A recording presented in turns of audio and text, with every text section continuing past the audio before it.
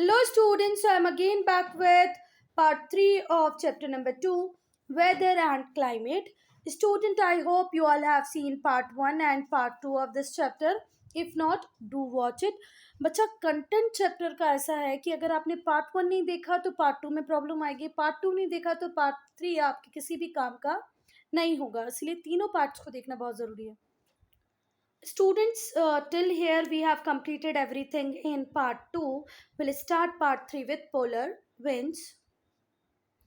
Students, जो polar winds होती हैं बच्चा, ये कहाँ से ब्लो करती हैं? ये ब्लो करती हैं polar high pressure belt to sub polar low pressure belt. देखो, ये रही अर्थ, ये है हमारे दो पोल्स, है ना. ये रहा नॉर्थ पोल, ये रहा south pole. North pole, south पोल.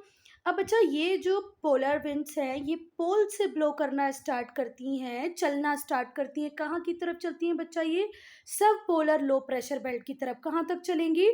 सब पोलर लो प्रेशर बेल्ट तक. यहाँ से स्टार्ट होके सब पोलर लो प्रेशर बेल्ट तक चलने वाली हवाएं होती हैं पोलर विंड्स. ठीक, कोई बात? दोनों हेमिस्फीयर में, नॉर्दर्न हेमिस्फीयर में भी और सदर्न हेमिस्फीयर में. फिर से ध्यान रखना, पोल्स से सब पोलर लो प्रेशर बेल्ट तक चलने वाली जो हवाएं हैं उन्हें हम क्या कहते हैं बच्चा? Polar winds. दोनों हेमिस्फीयर में चलती है, नॉर्दर्न हेमिस्फीयर में भी, सदर्न हेमिस्फीयर में भी. They blow from north east to south west. Northern hemisphere में इनका डायरेक्शन होता है north east to south west. North east से साउथ वेस्ट की तरफ चलती हैं ये नदर्न हेमिस्फीयर में. ठीक, कोई बात? और सदर्न हेमिस्फीयर में इनका डायरेक्शन होता है south east to north west. South east से चलना स्टार्ट होती हैं, कहाँ तक चलती हैं? नॉर्थ वेस्ट तक चलती हैं. ठीक, कोई बात? ये जो विंड हैं इन्हें हम नॉर्थ ईस्ट पोलर विंड्स और साउथ ईस्ट पोलर विंड बोलते हैं. ठीक है, क्या बोलते हैं बच्चा? North east polar wind and south east polar wind. क्योंकि आप लोगों को पता है जिस डायरेक्शन से हवाएं चलना चालू होती हैं उस डायरेक्शन से उनका नाम होता है.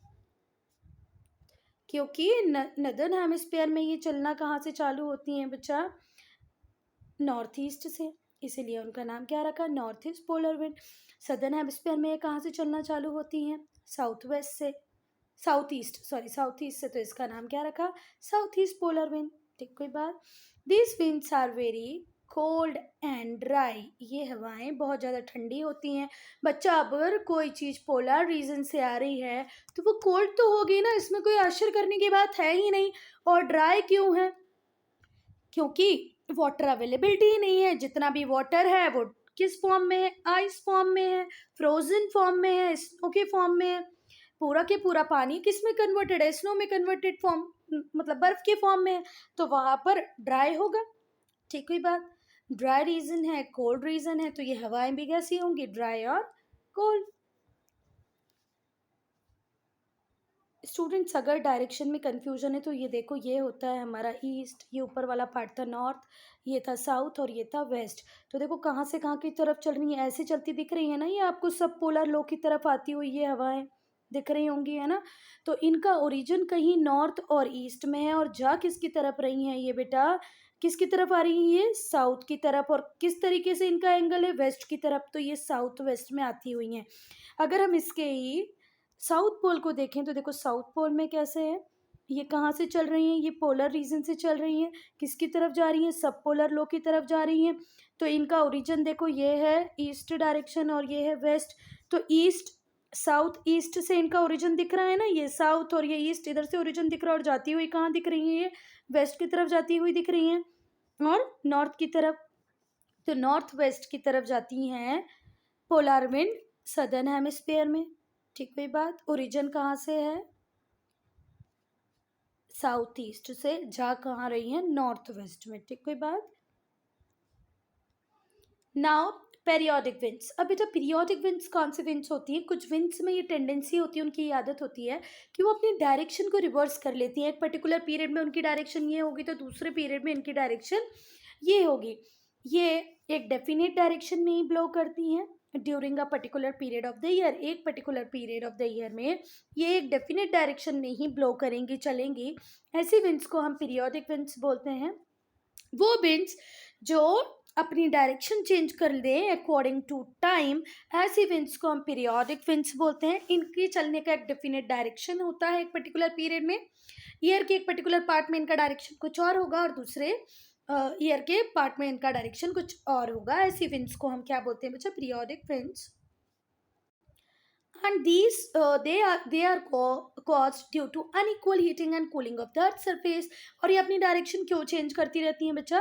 ये डायरेक्शन इसलिए चेंज करती रहती है क्योंकि हमारे अर्थ के ऊपर जो पानी है वो थोड़ा सा लेट गर्म होता है और जो हमारी लैंड है वो फटाफट जल्दी से गर्म हो जाती है।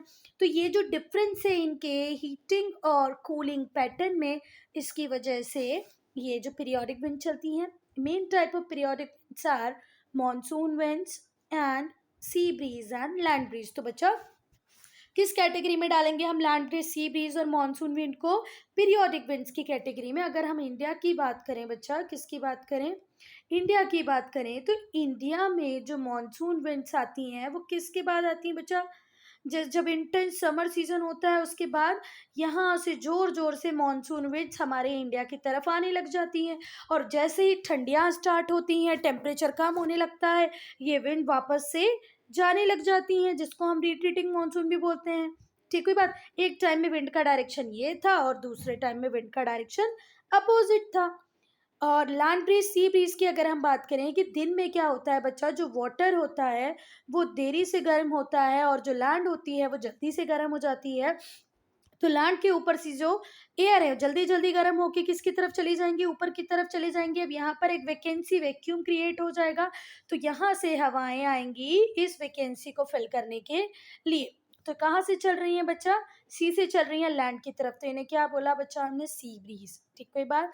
रात में क्या होता है? पानी देर से ठंडा होता है, मतलब पानी रात तक गर्म ही रहेगा और लैंड जितनी जल्दी गर्म हुई थी उतनी जल्दी कूल भी हो जाती है। यहाँ पर हॉट है, तो अब यहाँ की जो हवाएं हैं ये अभी भी रात में भी ऊपर की तरफ जा रही हैं और यहाँ पर एक वैकेंसी, वैक्यूम क्रिएट कर रही हैं। तो ये लैंड से ये एयर किसकी तरफ आएंगी बच्चा? सी की तरफ आएंगी। और इन विंड्स को हम क्या बोलेंगे बच्चा? Land breeze. ठीक, कोई बात, क्योंकि ये जमीन से चल रही है सी की तरफ। First will discuss monsoon winds.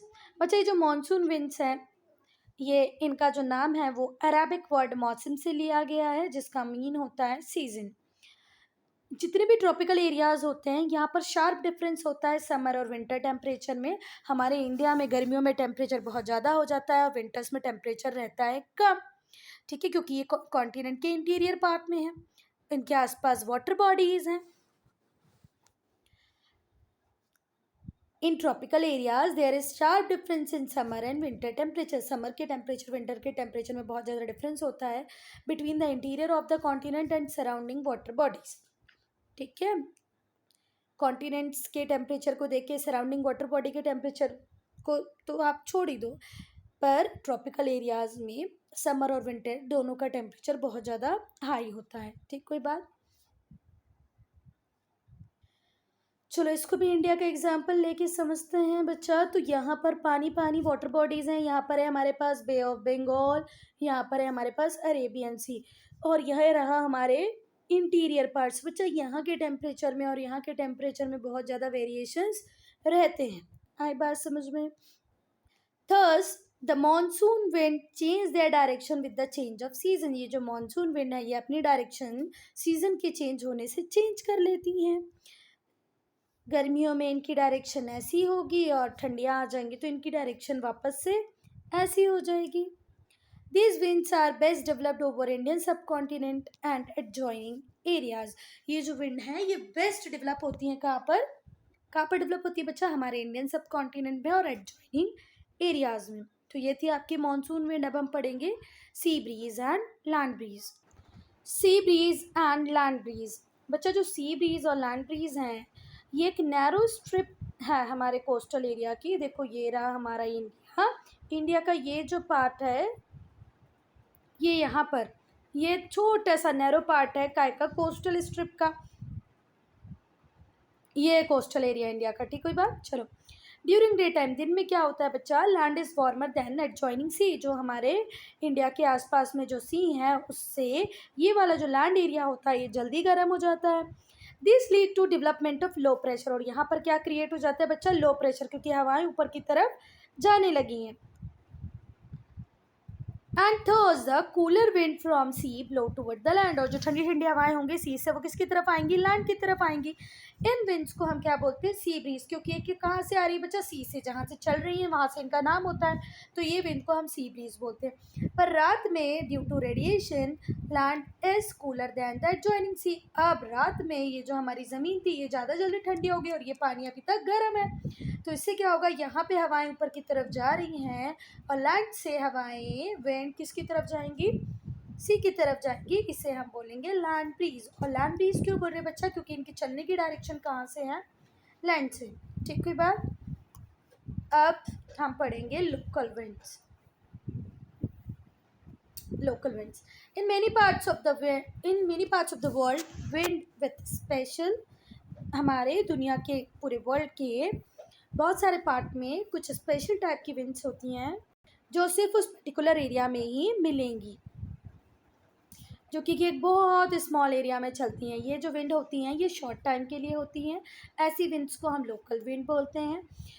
इनमें से बहुत सारी विंड सीजनल होती हैं and their name are usually direct from regional languages, और जितनी भी ये रिवर विंड्स हैं इनका जो नाम है वो रीजनल लैंग्वेज से आया है। जैसे हमारे इंडिया में बहुत कॉमन है लू, गर्मियों में आप जब लोग बाहर जाते हो तो मम्मी बोलती है ना, नहीं अभी बाहर नहीं जाना है लू लग जाएगी, तो लू क्या है बच्चा, हॉट ड्राई डस्टी विंड होती है। लू क्या होती है, hot dry dusty wind, hot भी हैं, ड्राई भी हैं, डस्टी भी हैं, जो कि नॉर्दर्न इंडिया में मिलती हैं और ये कॉमन होती है मई और जून में। फिर अगर हम चिनूक की बात करें तो चिनूक भी वार्म ड्राई विंड है जो ईस्टर्न साइड में चलती है रॉकी माउंटेन्स के in northern America. Northern America जो कॉन्टिनेंट है उसमें है रॉकी माउंटेन, तो रॉकी माउंटेन की ईस्टर्न साइड में कौन सी हवाएं चलती हैं, चिनूक, जो कि वार्म और ड्राई हैं। अंडर इट्स इन्फ्लुएंस, क्योंकि ये गर्म होती है तो जो स्नो होती है माउंटेन्स पे वो मेल्ट होती है रैपिडली, इसीलिए इन्हें स्नो ईटर भी कहा जाता है। Chinook is also called snow eater because of its warm and dry nature. They are going to melt the ice of the mountain, that is why they are called snow eaters. Fine, ये warm और dry wind है जो कि Alps mountain, एल्प mountain कहाँ पर है बच्चा, Europe में। ठीक है, foehn is warm and dry wind which blow across the Alp in Europe, Europe में जो एल्प्स है उसके क्रॉस जाती हैं कब, विंटर में।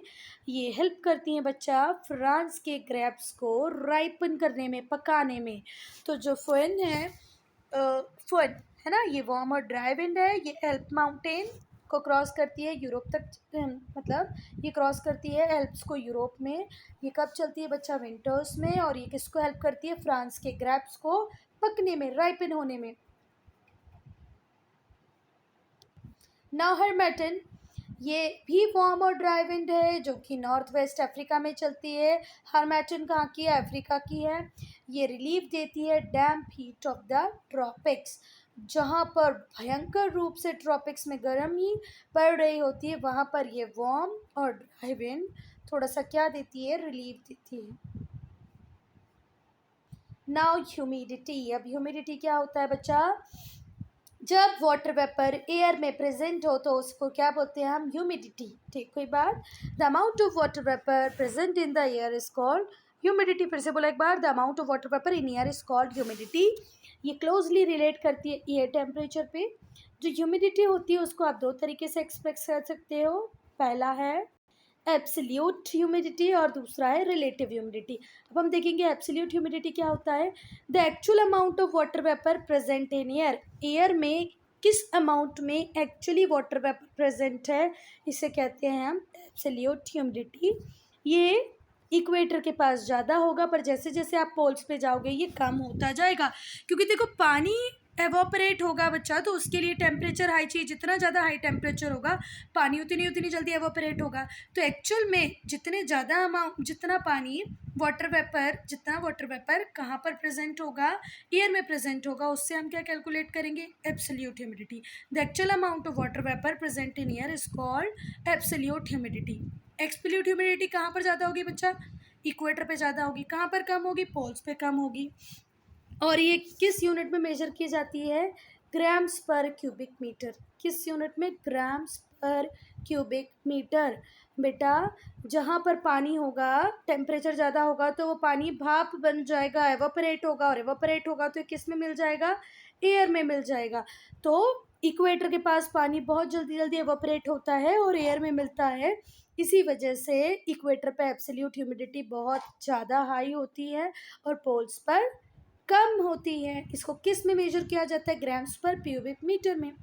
अब देखो, अब आपने एब्सोल्यूट ह्यूमिडिटी कैलकुलेट कर ली। अब क्या होगा? The ratio between the actual amount of water vapour present in the air at a given temperature and the maximum capacity of air to hold moisture at that temperature is called relative humidity। अब relative humidity calculate करने के लिए क्या बचा? एक तो देखो, पहले एक्चुअल अमाउंट ऑफ वाटर जो कि एयर में प्रेजेंट था एक गिवन टेम्परेचर पे, वो कैलकुलेट किया। फिर मैक्सिमम एयर कितना होल्ड कर सकती है मॉइस्चर को, वो कैलकुलेट करो और इनका रेशो निकालो। इसी को हम क्या बोलेंगे? Relative humidity. कितना अमाउंट प्रेजेंट है और कितना एयर कर सकती है, इनके रेशो को ही क्या बोलते हैं बच्चा? Relative humidity. ये हमेशा काय में एक्सप्रेस की जाती है? परसेंटेज में। रिलेटिव ह्यूमिडिटी काय में एक्सप्रेस की जाती है? परसेंटेज में। Thus while absolute humidity determines the amount of precipitation. और जो एब्सोल्यूट ह्यूमिडिटी है वो किसके अमाउंट को बताती है? प्रेसिपिटेशन। कितनी बारिश होने वाली है, ये कौन बताता है? Absolute humidity. It is relative humidity which tells us about this possibility. Relative humidity बताती है बारिश होगी कि नहीं, और एब्सोल्यूट ह्यूमिडिटी बताती है किस अमाउंट में बारिश होगी। ठीक है, तो रिलेटिव ह्यूमिडिटी हमेशा परसेंटेज में निकलती है, एब्सोल्यूट ह्यूमिडिटी बताती है कितने अमाउंट में प्रेसिपिटेशन होगा, और रिलेटिव ह्यूमिडिटी बताती है कितनी पॉसिबिलिटी है किसकी? प्रेसिपिटेशन की। Now condensation. हाँ, बचपन से पढ़ते आ रहे हैं बच्चा हम लोग कंडेंसेशन। जब मॉइस्ट एयर अपवर्ड जाती है, ऊपर की तरफ जाएगी, ऊपर जाते जाते ये ठंडी हो जाएगी, क्योंकि आपने एटमॉस्फेयर वाले चैप्टर में पढ़ा था कि जैसे जैसे हम थर्मोस्फेयर में कि ट्रोपोस्फेयर में हमारे अर्थ के सबसे पास वाली जो लेयर है उसका नाम है ट्रोपोस्फेयर में जैसे जैसे ऊपर की तरफ जाते हैं वैसे वैसे टेम्परेचर कम होता जाता है। तो ये जो गर्म हवाएं हैं, जो जिनके अंदर वाटर वेपर है, मॉइस्चर है, वो जब ऊपर की तरफ जाएंगी तो बच्चा ठंडी होंगी तो वाटर ड्रॉपलेट्स में कन्वर्ट हो जाएंगी। इस प्रोसेस को ही हम क्या बोलते हैं बच्चा? Condensation. Condensation take place around the dust particle बच्चा। और ये जो पानी की बूंद है ये हमेशा किसके आसपास बनेगी? डस्ट पार्टिकल के आसपास बनेगी। आई बात समझ में? The important form of condensation are dew, frost, fog, cloud. अब कंडेंसेशन के 4 फॉर्म्स कौन कौन से हैं? मैम पूछती है write down 4 forms of condensation, तो what will you write? Dew, frost, fog, clouds. पहले हम लोग देखेंगे ड्यू को। First we'll discuss dew. During the long winter nights, grasses, leaves। जब बच्चा ठंडियों में रातें, लंबी लंबी रातें होती हैं, उस टाइम में क्या होता है? ग्रासेस और जो लीव्स होती हैं, फ्लावर पार्टिकल्स होते हैं, फ्लावर पार्टिकल बॉडी फ्लावर्स होते हैं, सैंड पार्टिकल्स होते हैं। ग्रास हुई, लीव्स हुई, फ्लावर्स हुए, सैंड पार्टिकल्स हुए, ये बहुत जल्दी ठंडे हो जाते हैं, बहुत ज़्यादा ठंडे हो जाते हैं ड्यू टू रेडिएशन की वजह से बहुत ज़्यादा ठंडे हो गए। जब मॉइस्ट एयर इनके कांटेक्ट में आती है, जैसे ये लीव थी, एक नमी वाली हवा, मॉइस्ट एयर जिसके अंदर ह्यूमिडिटी थी, वाटर वेपर था, जब इसके कांटेक्ट में आई, क्योंकि इसका टेम्परेचर बहुत ज़्यादा कम था, इसके कांटेक्ट में आने पे वो पानी की बूंद इस कोल्ड सरफेस के कांटेक्ट में आने से पानी की बूंद नहीं, वाटर वेपर। देखो फिर से समझना, मैंने शायद कुछ गलत बोल दिया। ये रही लीव्स। अब ये जो लीव्स है, इस रेडिएशन की वजह से इसका टेम्परेचर, फ्लावर का टेम्परेचर, सैंड पार्टिकल का टेम्परेचर ऑलरेडी बहुत कम है। अब वो एयर जो इसके कांटेक्ट में आएगी, इस एयर में क्या भी है बच्चा? मॉइस्चर है, मतलब वाटर वेपर है, इसके कांटेक्ट में आएगी तो ये जो मॉइस्चर था वो कंडेंसेस हो जाएगा और यहाँ पर पानी की बूंदें बन जाएंगी। तो जब ठंडियों में आप सुबह सुबह उठते होंगे तो ग्रास के ऊपर, लीव्स के ऊपर आपको क्या दिखती हैं? पानी की बूंदें दिखती हैं ना, इसी को क्या बोलते हैं बच्चा हम? Due. The water droplets thus formed is called dew. However, if the temperature पर जब टेम्परेचर फ्रीजिंग पॉइंट से भी कम होगा तो ये काय का फॉर्म ले लेंगी। देखो पहले पत्ती के ऊपर मॉइस्ट एयर आके लगी तो क्या बन गया बच्चा, ड्यू। पर कई बार पत्ती का ये जो लीव है इसका टेम्परेचर इतना कम होता है या इन्वायरमेंट में टेम्परेचर इतना कम होगा तो ये जैसे ही लीव के कांटेक्ट में आएगी तो ये वाटर ड्रॉपलेट ड्यू ना बन के क्या बन जाएगी, फ्रॉस्ट। फ्रॉस्ट क्या होती है, टीनी आइस क्रिस्टल। फ्रॉस्ट क्या होते हैं, टीनी आइस क्रिस्टल। तो स्लीव के ऊपर, ग्रास के ऊपर क्या बन जाएंगे, tiny ice crystal in place of frost, sorry in place of dew. Dew के प्लेस पे अगर टेम्परेचर कम हुआ तो क्या बन जाएगा, फ्रॉस्ट। आई बात समझ में, चलें आगे। क्लाउड्स। बच्चा जब ये वाटर ड्रॉपलेट कंडेंस हो जाते हैं अराउंड द डस्ट, मैंने बोला ना डस्ट पार्टिकल न्यूक्लाई में होगा, बीच में होगा, उसके आसपास क्या बन जाएगी, पानी की छोटी छोटी बूंदे, बहुत छोटी बूंदे। ठीक है, या तो स्मोक पार्टिकल के आसपास या डस्ट पार्टिकल के आसपास, कहाँ पर, एयर में। ये जो मास है thus formed is called cloud, और इनका जो मास होगा इसी को हम क्या बोलेंगे बच्चा, क्लाउड्स। क्लाउड्स मूव करते हैं one place to another even by light air movement. थोड़ी भी हवा की मूवमेंट होगी तो ये क्लाउड्स मूव कर जाएंगे depending upon their shape and height at which they are formed. कैसा शेप है, किस साइड पे वो फॉर्म हुए हैं। 3 टाइप के क्लाउड्स हम लोग पढ़ेंगे, cirrus, stratus, cumulus. Cirrus, stratus, cumulus, 3 type के क्लाउड्स हम पढ़ेंगे। पहले हम सीरस की बात करेंगे। ये बहुत ही हाई एल्टीट्यूड पे, बहुत ग्रेट हाइट पे बनते हैं।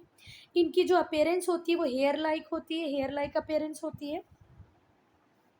दे कंटेन टीनी आइस क्रिस्टल, इनके अंदर टीनी आइस क्रिस्टल होते हैं। एंड इंडिकेट ड्राई वेदर, और क्या बताते हैं कि वेदर जो रहेगा वो ड्राई रहेगा।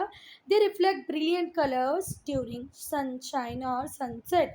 जब सनशाइन और सनसेट होता है तो बहुत ब्रिलियंट कलर ये रिफ्लेक्ट करते हैं। तो सीरस क्लाउड बहुत हाइट पे बनते हैं, इनकी हेयर लाइक अपीयरेंस होती है, इनके अंदर आइस क्रिस्टल होते हैं, और अगर ये हैं मतलब ड्राई रहेगा वेदर। ये बहुत ब्रिलियंट कलर देते हैं सनराइज और सनसेट के टाइम पे। तो देखिए सीरस क्लाउड्स, तो ये रहे भाई आपके सीरस क्लाउड्स, लग रहे हैं ना बालों की तरह। इनमें क्या होते हैं, टीनी आई क्रिस्टल्स। नाउ स्ट्रेटस क्लाउड्स, तो ये जो स्ट्रेटस क्लाउड्स होते हैं ये लो लेवल क्लाउड्स होते हैं, मतलब थोड़े से लोअर, कम हाइट पे ये होते हैं। दे हैव यूनिफॉर्म लेयर, इनकी लेयर यूनिफॉर्म होती है, और ये हमें रेन और स्नो प्रोवाइड करते हैं। Which are mostly accompanied by thunder और लाइटनिंग। जब स्ट्रेटस क्लाउड आपको दिख जाएं स्काई में तो समझो रेनफॉल होगी, हो सकता है स्नोफॉल हो, और जो रेनफॉल होगी वो थंडर और लाइटनिंग के साथ होगी। देखिए स्ट्रेटस क्लाउड्स, तो ये रहे भाई आपके स्ट्रेटस क्लाउड्स। ठीक, कोई बात। नाउ क्यूमुलस क्लाउड, ये डेंस होते हैं, वाइड स्प्रेड होते हैं, डेंस होते हैं एक तो, और बहुत ज़्यादा एरिया में फैले हुए होते हैं। इनका जो बेस है वो आपको हमेशा फ्लैट दिखेगा। ये मोस्टली एसोसिएट करते हैं फेयर वेदर के साथ, मतलब ये बादल दिखेंगे मतलब वेदर अच्छा रहेगा। पर कुछ कई बार ऐसे होता है कि थंडर क्लाउड्स, दे मे बिकम थंडर क्लाउड्स। तो बच्चा ये है आपके क्यूमुलस क्लाउड, कई बार ये क्या बन जाते हैं, थंडर क्लाउड्स। सो स्टूडेंट जितने भी रेन बेयरिंग क्लाउड्स होंगे वो लो लेवल पे होंगे। The rain bearing clouds are generally low level clouds, जो कम अल्टीट्यूड पे बनेंगे ही वही जो क्लाउड्स होंगे वो रेन बेयरिंग होंगे। आर गिवन द प्रीफिक्स और suffix nimbus. The word nimbus is derived from Latin word, ये जो वर्ड निम्बस है ये लैटिन वर्ड से आया है जिसका मतलब होता है रेनी क्लाउड। जो निम्बस क्लाउड्स होंगे बच्चा वो बारिश देते हैं, थोड़े लोअर अल्टीट्यूड पे होते हैं, लोअर लेवल पे होते हैं। जो निम्बस वर्ड है वो लैटिन वर्ड से आया है जिसका मतलब होता है rainy cloud. Cumulonimbus is an example of rain bearing clouds. Cumulonimbus क्या है बच्चा, रेन बेयरिंग क्लाउड है, वो क्लाउड्स हैं जो आपको रेनफॉल देंगे। नाउ प्रेसिपिटेशन, तो बच्चा क्या होता है प्रेसिपिटेशन, जो वाटर ड्रॉपलेट्स हैं जो अभी हमने क्लाउड्स में देखी वो एक दूसरे को ज्वाइन कर लें और उनका साइज इतना बड़ा हो जाए कि they are unable to float in the air. ये जो छोटी छोटी छोटी छोटी बूंदें थी जो डस्ट पार्टिकल या स्मोक पार्टिकल के आसपास बन गई थी, ये अपने आप को वहाँ पर स्टेबल रखे हुए थी, एयर में फ्लोट कर रही थी।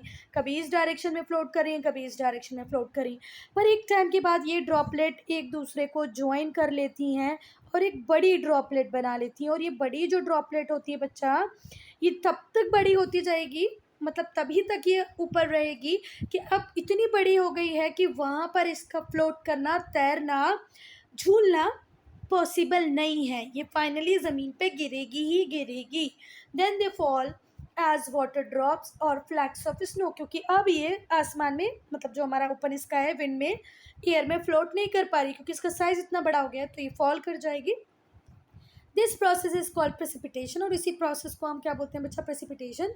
जो मेन फॉर्म है प्रेसिपिटेशन की वो है rain, drizzle, hail, snow. Rain, drizzle, hail, snow, these are the main forms of precipitation. अब हम रेन की बात करें। When precipitation occur in form of water drops, जब precipitation water drops में होगा तो उसे आप रेनफॉल बोलेंगे, रेन बोलेंगे। रेन मोस्ट इंपॉर्टेंट फॉर्म है प्रेसिपिटेशन का। अगर ड्रिजल है, स्नो में पूछा जाए कि सबसे इंपॉर्टेंट फॉर्म ऑफ प्रेसिपिटेशन क्या है, तो क्या बोलोगे? Rain. Depending upon how warm and moist air cools, rainfall can be classified into. अब बच्चा कितनी बार हम लोग देखेंगे कि किस तरीके से वार्म और मॉइस्ट एयर कूल हो रही है, उसके अकॉर्डिंग आप रेनफॉल को कितनी कैटेगरीज में डिवाइड कर सकते हो? 3 कैटेगरीज में। Orographic rainfall, conventional rainfall and cyclonic और frontal rainfall. Orographic, conventional, cyclonic. अब पहले ऑरोग्राफिक देखेंगे। तो देखो ऑरोग्राफिक में क्या होता है बच्चा?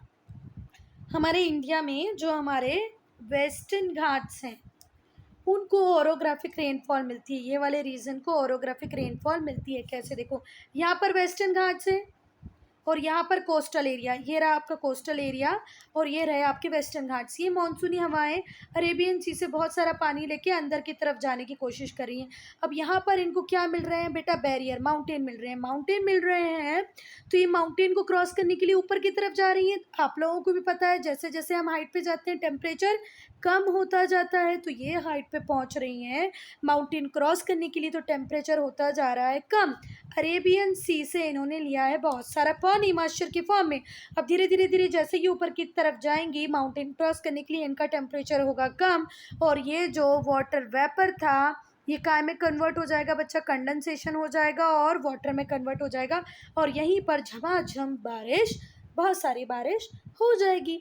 तो वो रेनफॉल जिनके लिए माउंटेन या हिल रिस्पॉन्सिबल हो, ऐसी रेनफॉल को हम ओरेग्राफिक रेनफॉल कहते हैं। अब हम बुक में पढ़ेंगे। जब माउंटेन और हिल मॉइस्चर लेडन विंड्स, वो विंड जिनमें मॉइस्चर है उनके पाथ में आती हैं, तो जो मॉइस्ट एयर है वो फोर्स होती है टू असेंड, ऊपर की तरफ चढ़ेंगे अलोंग इट स्लोप। स्लोप के सहारे हवाएं ऊपर की तरफ चलना चालू होंगी। अब जैसे जैसे बेटा ये ऊपर चलेंगी, this is followed by condensation. जैसे जैसे ऊपर की तरफ जाएंगी टेम्परेचर और कम और कम और कम होता जाएगा और ये वाटर वेपर कंडेंस हो जाएगा और फिर प्रेसिपिटेशन होगा, रेनफॉल होगी और ऐसी रेनफॉल को हम ऑरोग्राफिक रेनफॉल बोलेंगे। रिलीफ रेनफॉल भी बोल सकते हैं क्योंकि रिलीफ फीचर के कारण हुई है। जो विंडवर्ड साइड होगी माउंटेन की, जिसको रेनफॉल ज़्यादा मिलेगी, बहुत ज़्यादा मिलेगी। देखो विंडवर्ड, लीवर्ड और समझो। यहाँ हवाएं ऊपर की तरफ जा रही हैं। कौन सी हवाएं? जिनमें मॉइस्चर है, ऊपर जाके ठंडी हुई, यहाँ पर बारिश हो गई, क्या हो गई बच्चा? रेनफॉल हो गई। अब यहाँ पे जो सूखी हवाएं हुई, देखो हवा नहीं बरसती है बेटा, हवाओं में जो वाटर वेपर होता है, जो मॉइस्चर होता है वो बरसता है। पानी यहाँ बरस गया, अब सूखी सूखी हवाएं बची, तो सूखी सूखी हवाएं यहाँ पहुँचेंगी। तो ये वाला जो साइड है, ये वाला साइड, इस साइड को हम बोलते हैं बच्चा विंडवर्ड साइड। कौन सा साइड बोलते हैं? Windward side. और वो जहाँ पर हवाएं नीचे की तरफ उतरेंगी, सूखी सूखी हवाएं जिनमें कुछ भी पानी नहीं है, इन्हें हम बोलेंगे लीवर्ड साइड। क्या बोलेंगे? Levered side. ठीक, कोई बात? तो विंडवर्ड साइड में होगी बारिश और लीवर्ड साइड रहेगी सूखी सूखी, ड्राई ड्राई। ठीक, कोई बात? On the leeward side, the air descended and became warmer.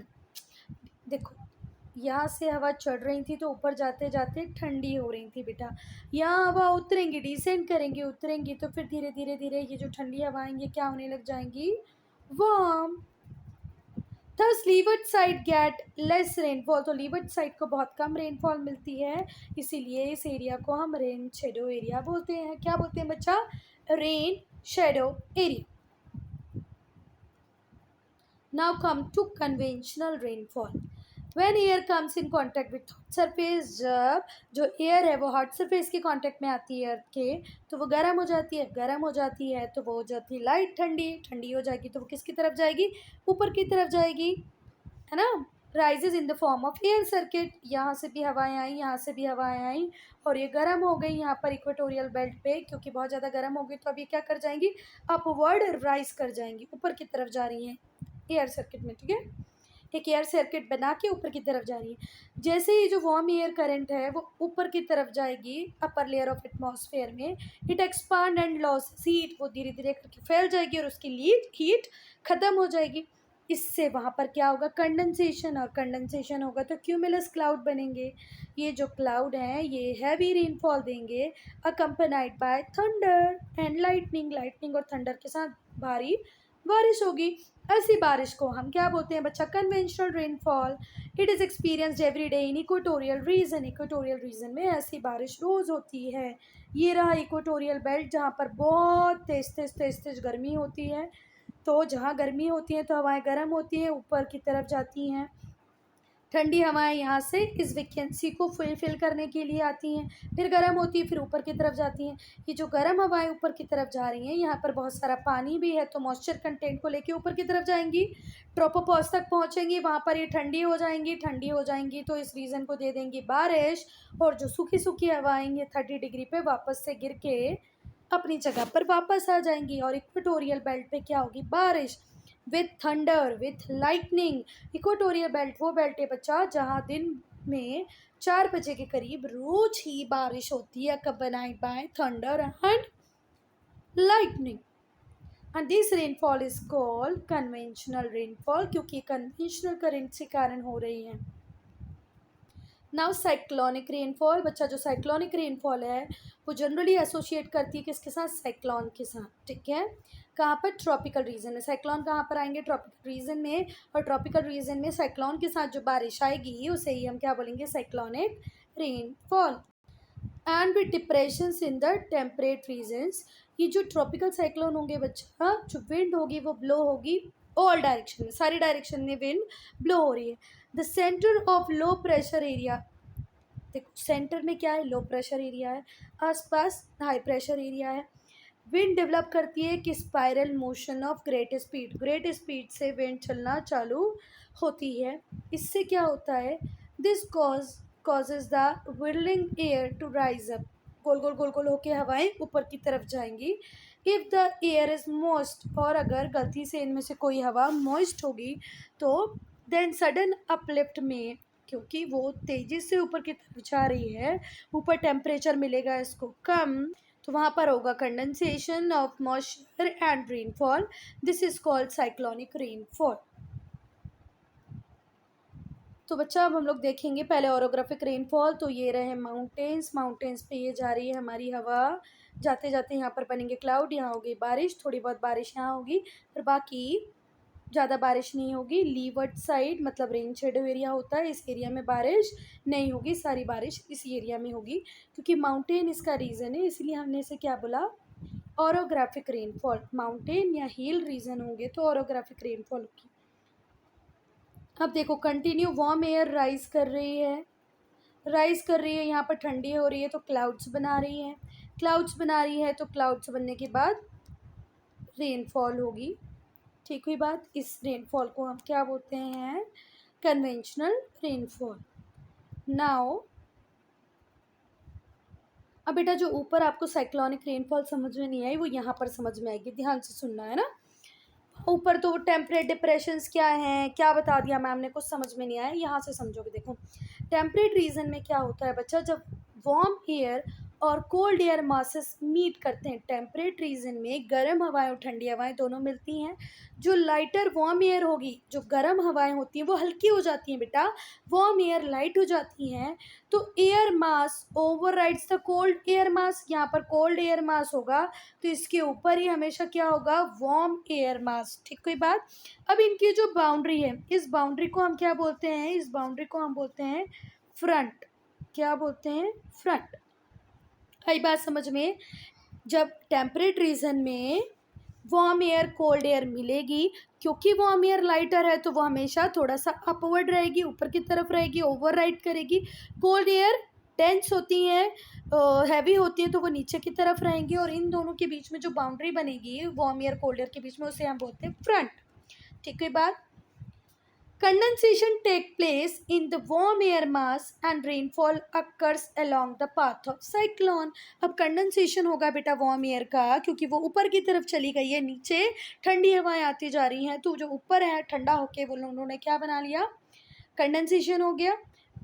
Condensation हुआ किसके थ्रू होगा बच्चा, साइक्लोन के पाथ के थ्रू होगा। Condensation take place in warm air, warm air में कंडेंसेशन हो गया। Condensation take place in the warm air mass, warm air mass में क्या हो गया बच्चा, कंडेंसेशन हो गया। जो गर्म हवाएं थी वो ठंडी होके पानी में बदल गई हैं। अब रेनफॉल होगी along the path of cyclone, cyclonic के पाथ में क्या होगी, रेनफॉल होगी। ये जो टाइप है रेनफॉल का, इसे फ्रंटल रेनफॉल बोलते हैं। It is common in the belt of westerlies. ये कहाँ पर कॉमन है, वेस्टर्लीज में, स्पेशली इन विंटर सीजन। ये डायग्राम देखें स्टूडेंट, ये रही कोल्ड एयर, कोल्ड एयर के ऊपर आपको क्या मिलेगी, वार्म एयर। जैसे जैसे वार्म एयर ऊपर की तरफ जा रही है वहाँ पे कंडेंसेशन हो रहा है और रेनफॉल दे देगी। ठीक है, और ये रहा इसका फ्रंट, ये क्या है, फ्रंट। नाउ हिल।